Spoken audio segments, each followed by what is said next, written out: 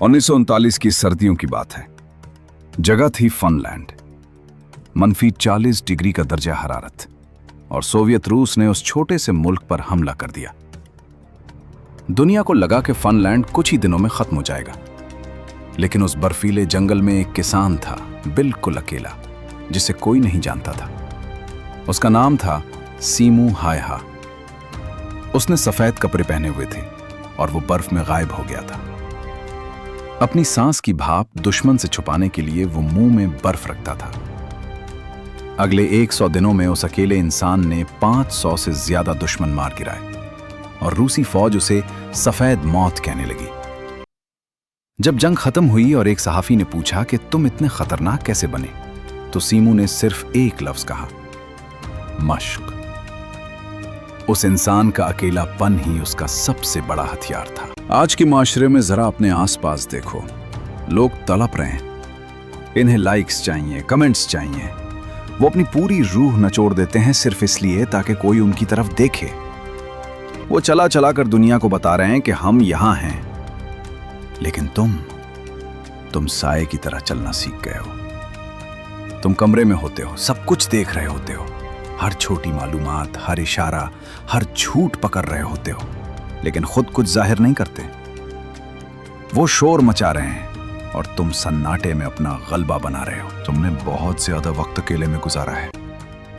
याद है वो रातें जब तुम्हारे अपने ही दिमाग ने तुम्हें डराने की कोशिश की थी, जब छत को घूरते हुए तुम्हें लगा था कि तुम पागल हो जाओगे, कि पूरी दुनिया आगे बढ़ रही है और तुम पीछे छूट गए हो। वो मुकम्मल तन्हाई तुम्हारे लिए एक भट्टी थी, एक जंग थी, लेकिन तुम वहां से जलकर राख नहीं हुए, बल्कि और ज्यादा ठंडे, तेज और खतरनाक होकर निकले। इस खामोशी में तुमने लोगों के चेहरों की उन मुस्कुराहटों के पार देखना सीख लिया जो धोखे के लिए बनाई गई थी। जापान की तारीख से एक मिसाल लो। 47 रोनन यानी 47 सामुराई। उनके मालिक को एक बदउनवान अफसर ने साजिश से मार दिया था। वो जानते थे कि अगर फौरन हमला किया तो वो भी मारे जाएंगे और बदला अधूरा रह जाएगा। तो उन्होंने क्या किया? वो बिखर गए, कुछ शराबी बन गए, कुछ भिखारी। लोग उन पर थूकते थे, उन्हें बुज़दिल कहते थे।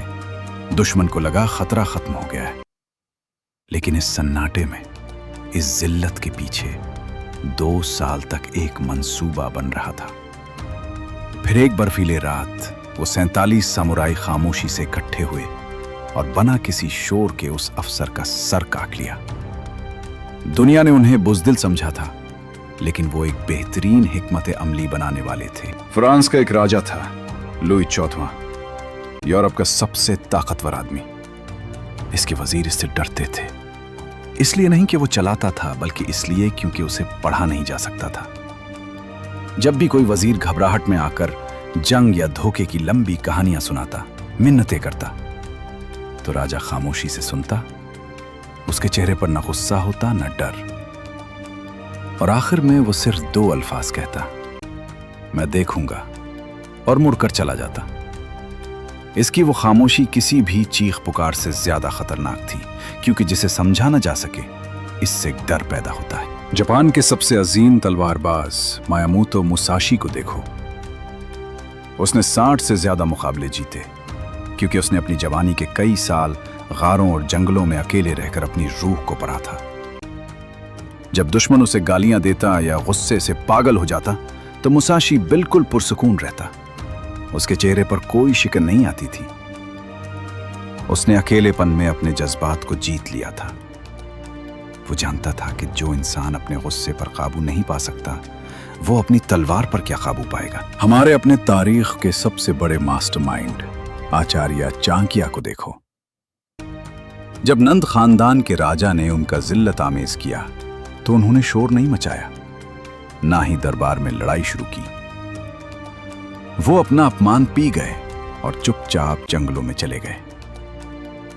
दुनिया उन्हें भूल चुकी थी, लेकिन इस सन्नाटे और तन्हाई में एक सल्तनत को गिराने का नक्शा बन रहा था। उसने एक आम से लड़के चंदर गपित को तैयार किया, और जब वो वापस आए तो वो एक ऐसा तूफान लाए जिसने तारीख बदल दी।